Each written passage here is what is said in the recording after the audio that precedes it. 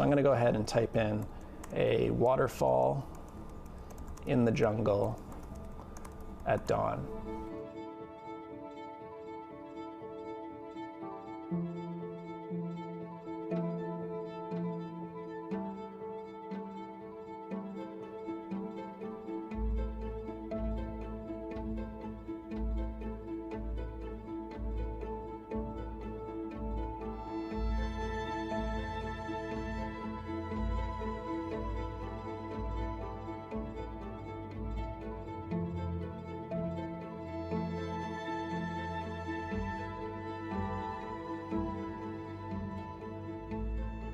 I think it's actually going to make people so much more productive. It's going to bring so many more marketing folks or small or medium businesses into the fold in terms of saying, we have this creative idea, and now we can use the tools even more easily to create it. And so it really is about this accelerant. It's about more affordability, and it's about more accessibility. And Adobe has always won when we solve problems and we allow more people into the field.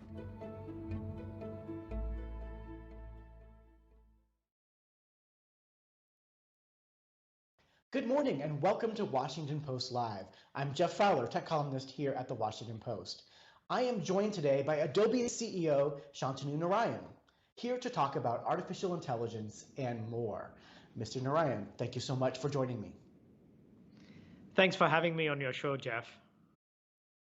So we have heard from hundreds of Washington Post readers and viewers today with burning questions for you. So I want to dig right into kind of maybe a pretty live one, the existential threat to companies like Adobe. So I've been using your software for creative people for almost 30 years.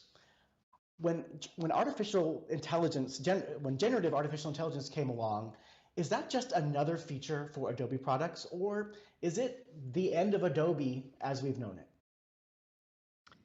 Well, Jeff, as you know, Adobe for the last 40 years has continued to innovate with our mission being changing the world through digital experiences.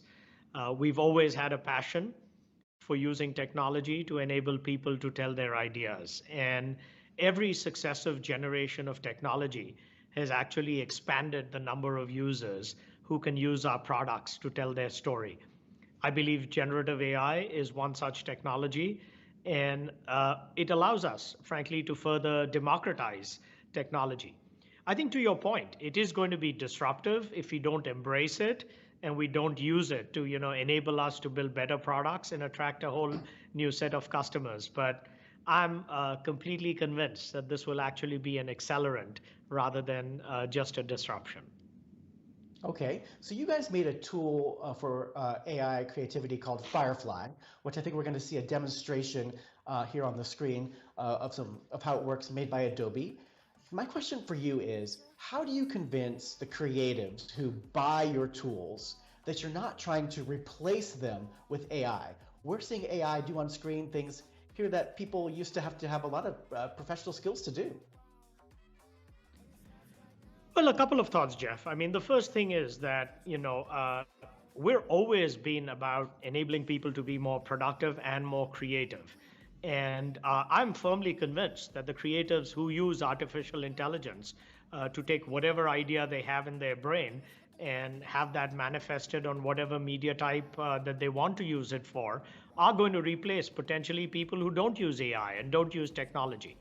And Firefly for us was just a mechanism of saying, how do we make this available in an easy to use ideation, the concept of cards. And so, we not only have it within our products like Photoshop and Illustrator, where we've integrated AI, but the fact that anybody with a web browser can go and tell us what's in their head and start the creative process, I believe that's magical. So you would tell a young creative person that that they're not going to be replaced by AI, but if they don't learn to use it, they're in trouble? I would tell young creatives today that if you want to be in the creative field, why not equip yourself with everything that's out there that enables you to be a better creative? You draw inspiration from other creatives. We have this creative community called Behance, and the tens of millions of people who come there get inspired by others. Why not understand the breadth of what you can do with technology? Why not understand new mediums? Why not understand the different places where people are going to consume your content? Information in this particular case is only going to allow you to be a better creative, to engage with whichever customer you want to engage. So I'm a firm believer in that a knowledge of what's out there can only be helpful rather than ignoring it. A leadership question for you. Adobe has been a little bit slower to come out with these AI tools than OpenAI, Midjourney, and some others. How do you get the speed and timing right for sort of launching headfirst into this whole new vein of technology? Well, Jeff, what was really important for us as we embarked on our AI journey was to first articulate what was important to Adobe and how we would represent the creative community. And what I mean by that is when you think about what's happening in AI, there's clearly a lot of focus on what are the tools that people are using. You pointed out firefly.com, where people can go in, enter a text prompt, and get a creative output associated with that. And you mentioned others like DALI.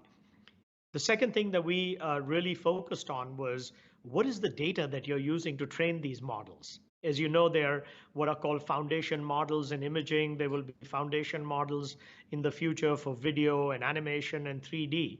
And then what's the data that people are going to be using to train it? And we took a very differentiated approach, as you know, Jeff. We said we're only going to train our models with data that we have license for.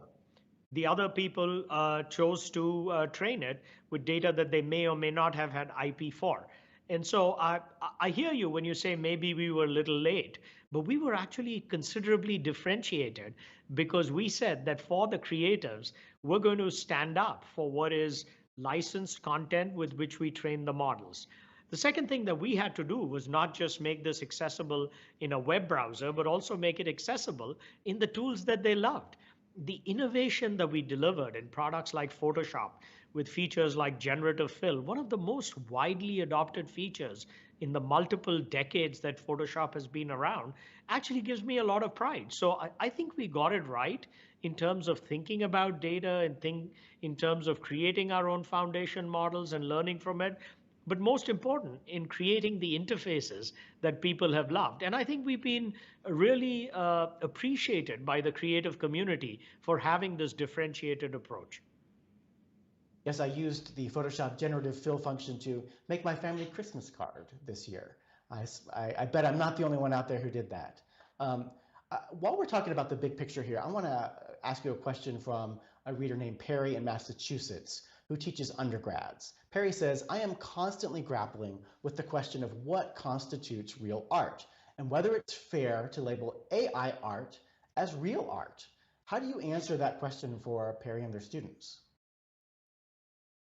Well, I think, Jeff, this is an evolving phase. And, I think from my perspective, art is, what the beholder, looks at art as and what the creator of this art wants to communicate and convey.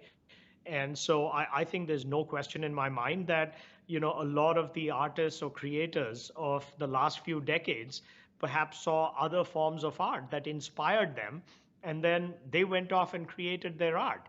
And so I think you're going to use AI to both inspire yourself in terms of what you want to create, as well as you're potentially going to look at, AI art and say, I want to create something like that, but I want to put my stamp on it. And so I think as a springboard, as an on-ramp to creativity, AI is absolutely a phenomenal, technology to use. I mean, I think most creatives today still fear the blank page. And if this can help them with their creative process, get it going, and then they can put their stamp on exactly what they're trying to communicate, I think it's a good thing. And in terms of how it's going to be received, I think one of the areas, and I'm sure we'll touch on that, is that being clear about the provenance of that content and being clear about where AI was used and where AI was not used, I think is also an area that we're pushing the industry on. Okay, I want to shift our conversation to the dangers of AI and how much of a threat AI poses to our view of reality. Now, look, people have long been able to use Photoshop to try to lie or trick people into believing misinformation. What's different now with generative AI? Well, I think to your point, the use of technology to communicate things has always also had unintended consequences where people have wondered about, is that, art true, or is that an art a fake thing? In fact, I remember going to a retrospective at the Met, which talked about, and the show was titled Faking It Before Photoshop. And it actually showed how, when there was only analog photography, how people actually combined pictures to make pictures that actually didn't happen. So, I mean, this has been an age old problem. I think where generative AI, Jeff, is different is the ease at which people can create this content, and the pace at which it can be created is going to dramatically is going to dramatically expand. And so I think the important thing here that's incumbent on all of us who are creating tools for it and then distributing that content, including the Washington Post. And we're pleased that you're also members of the Content Authenticity Initiative, is to actually specify how that piece of art was created, a history, so to speak, of what was happened. So I think it's the combination. Technology is going to accelerate it. It's going to, both accelerate it in terms of the number of people as well as the pace at which this emerges. But that's a phenomenon in media that's actually been true for the last 10 years. I mean, think about the number of television stations that people had, or the amount of content, that you could consume with social media sites like YouTube and TikTok. That has so dramatically exposed. This is going to perhaps cause another inflection point in the amount of content created. How worried are you that AI will have a negative impact on the US elections this year? Is that an overplayed concern or an underplayed one?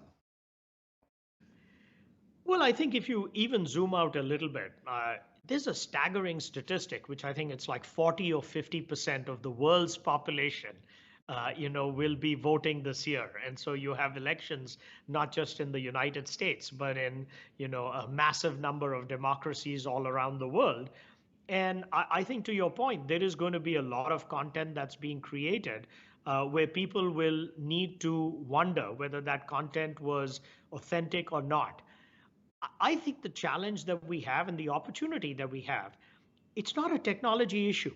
I think with what Adobe has done and what we have done in conjunction with our partners, the ability to know for a piece of content definitively who created that piece of content, was AI involved, how was it altered along the way, that technology exists.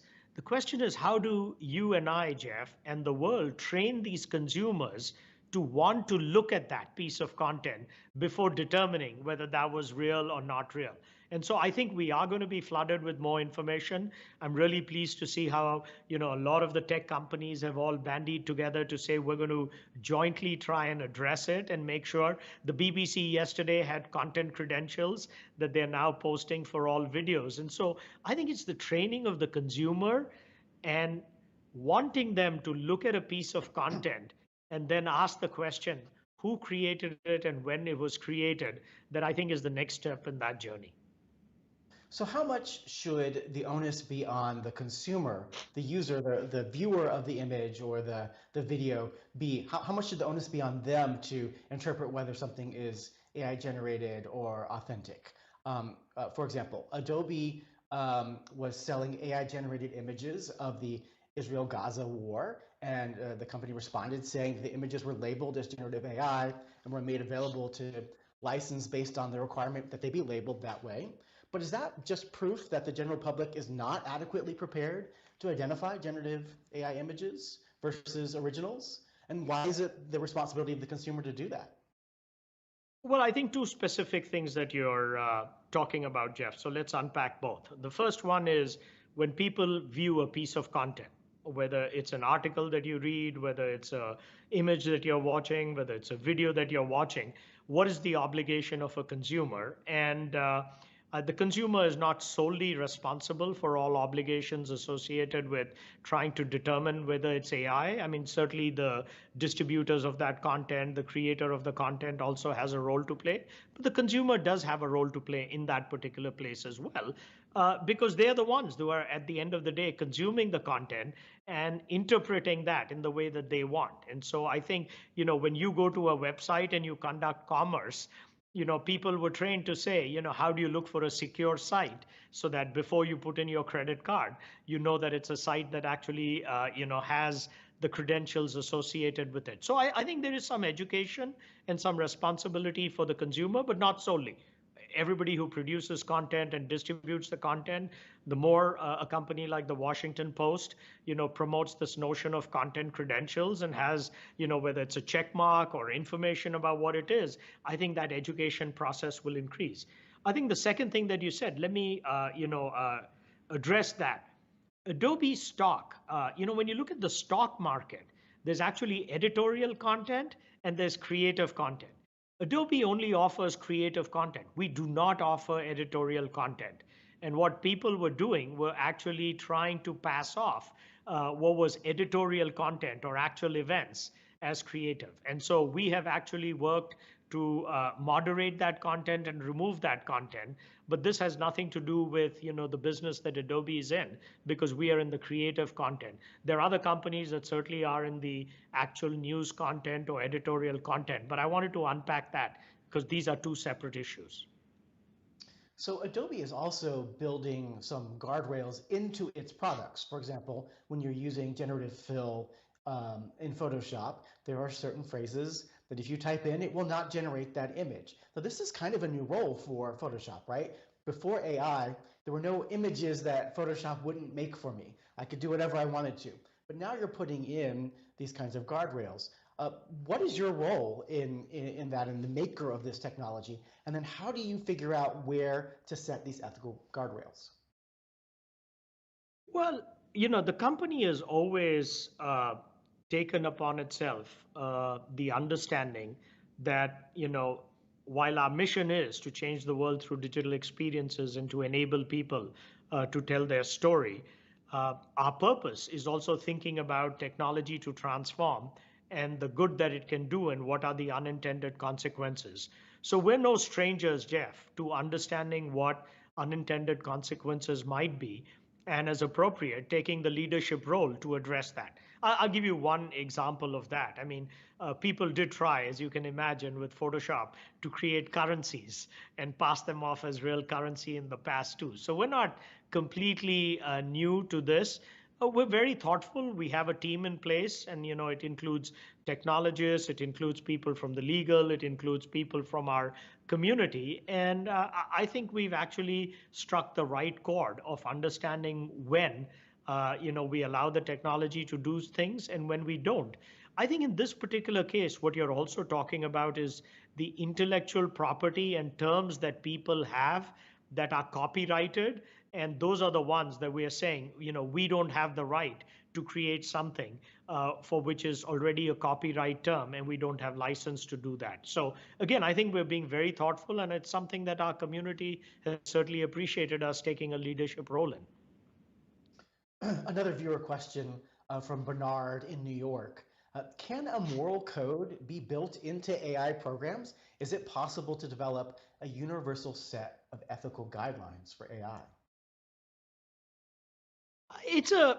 These are such great questions, and we are in an evolving field, Bernard, which, we're going to have to continue to evolve and understand it. I think we've created some principles right now. And certainly, as we create these principles, it's principles that's guiding, how we develop this technology. How much of that can be codified and then, actually put in the model, and then how does that model also evolve with changing times? I think we're in the early innings, but it's something that I know the community at large, the tech community for the most part, is being very thoughtful about understanding, how we have our principles, how we embed those principles in all the work that we do. And frankly, this is such an important thing, because when you think about the employees that we have at Adobe, they're passionate about having impact, but they're passionate about doing it in the right way. And so I think the fact that they see at Adobe a company that has this moral compass to do things the right way, and they have a voice and that we have a debate, that's how this technology is going to all evolve. So when you guys make choices, you are embedding certain values, certain ethics in your AI, in your models, in the way that you deploy them to the world. Now, there's a community of AI researchers who say they want to be able to test that and understand that and poke at its margins. And today, quite a large group of leading researchers published an open letter that you might have seen asking AI companies like Adobe to provide them legal and technical safe harbor to be able to investigate, probe these choices in your AI products. What's Adobe's view on that? What would you commit to independent researchers to allow them to do?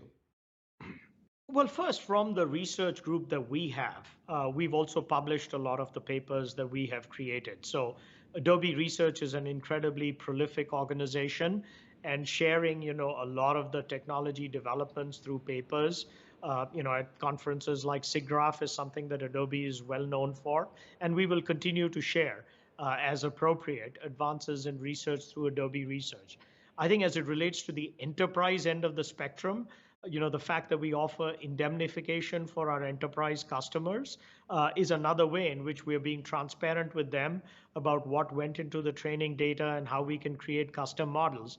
I'm not completely familiar with the document that you're referring to, but I'm sure there's somebody at Adobe right now looking at it. And like we do with everything, we will respond in a thoughtful way about what parts of those are reasonable, and Adobe will be transparent about. And I'm sure the team's looking at it.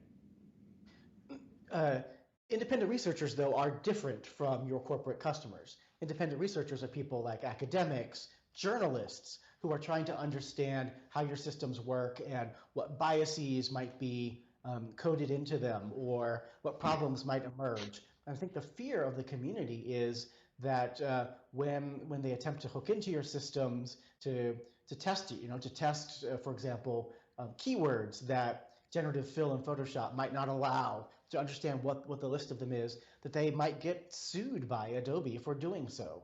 Do you think that concern is legitimate among independent researchers? Don't we need that voice to the independence to be able to have these society-wide conversations about AI? Well, if you think about how this is going to evolve, Jeff, firstly, I mean, the prompts in Photoshop, both on firefly.com and as part of generative fill, are wide open. So any independent researcher can actually use that. And if they find an area in which they find Adobe lacking, we can have a conversation around it. So there's nothing today that prevents those independent researchers from using our products to look at prompts.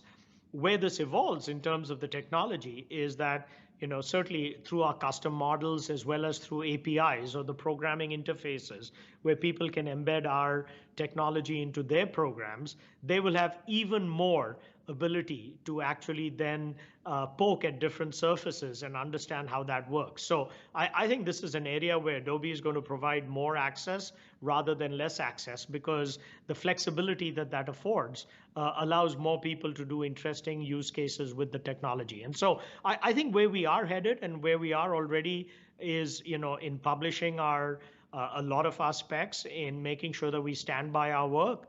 And I think the use cases that you talked about today, any researcher can actually go and try it out. And if they have, some things that they've learned, we'd love to hear from them.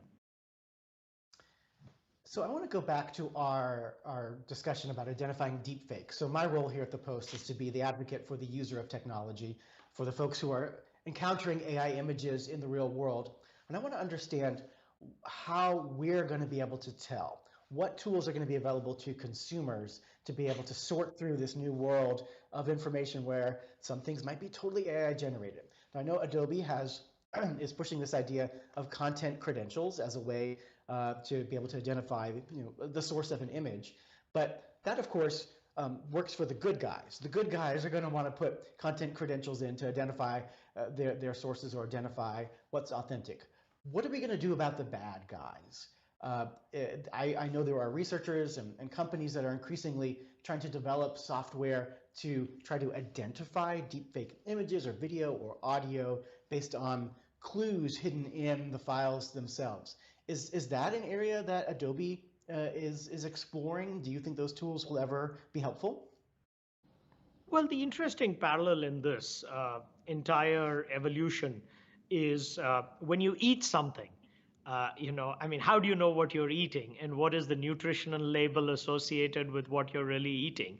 And I think the industry saw this massive progress associated with a nutrition label associated with everything that you can eat. Certainly some people look at that, other people don't, and they're going to eat whatever they want to. And so I think that nutrition label is a good learning for us in terms of every piece of content with content credentials has the ability to specify where it came from. To your point, Jeff, all the good people are going to use it. They're going to specify what those content credentials are. They're going to specify how they might be used. I think if we can continue to train other consumers to say, if I don't see that nutrition label, I should, consumer beware in terms of where that content is. So that's one step in terms of the evolution of how we can educate people.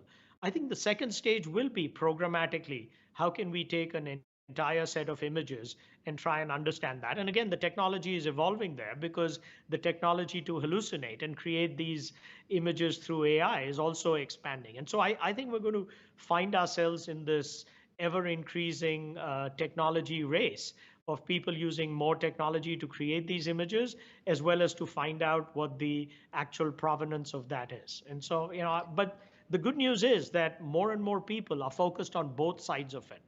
I think for the viewers of your show, I think it's really important for them to understand this is not just about technology companies focused on the generative AI and the power of it, but also understanding exactly then how it was created, how it was changed, how can that be labeled, what are the rights associated with it, what are the downstream implications. And as long as we push the boundaries on both of them, I think society will benefit.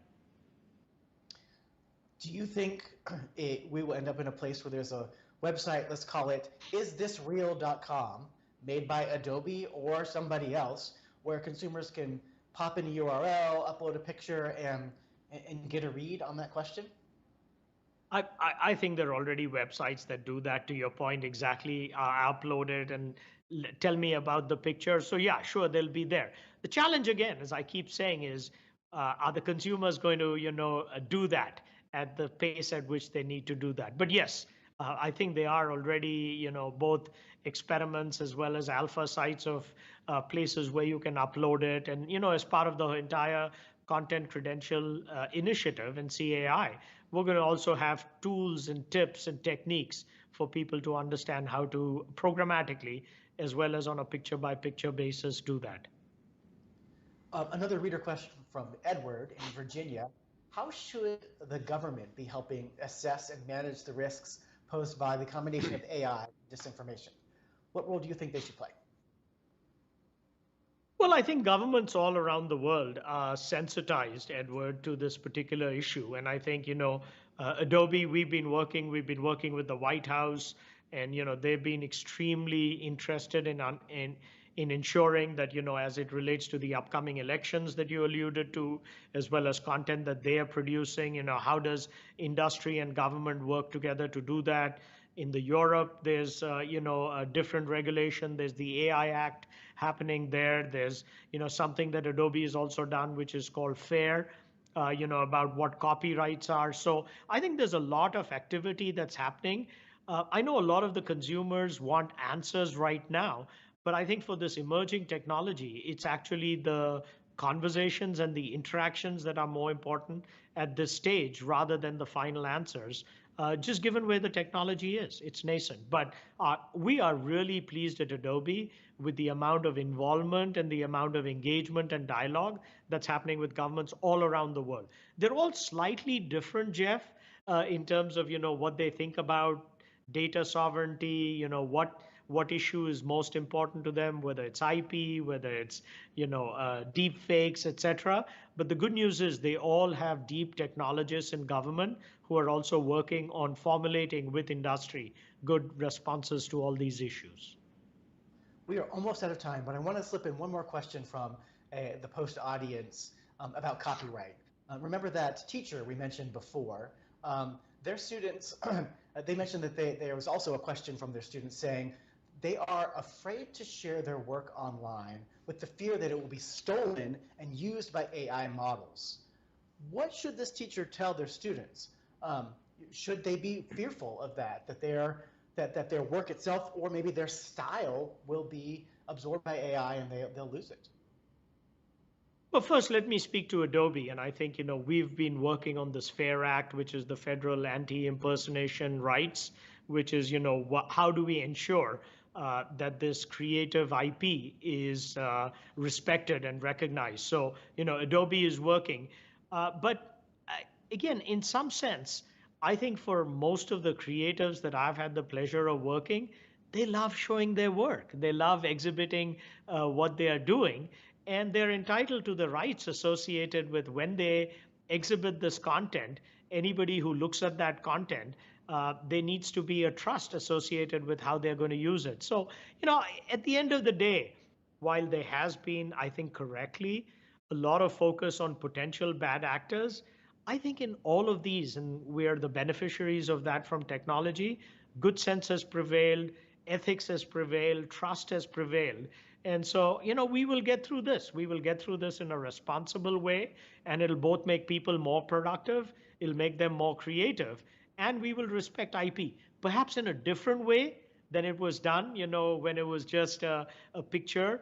But it will happen, and I'm confident that companies and governments will work together to have the right thing happen.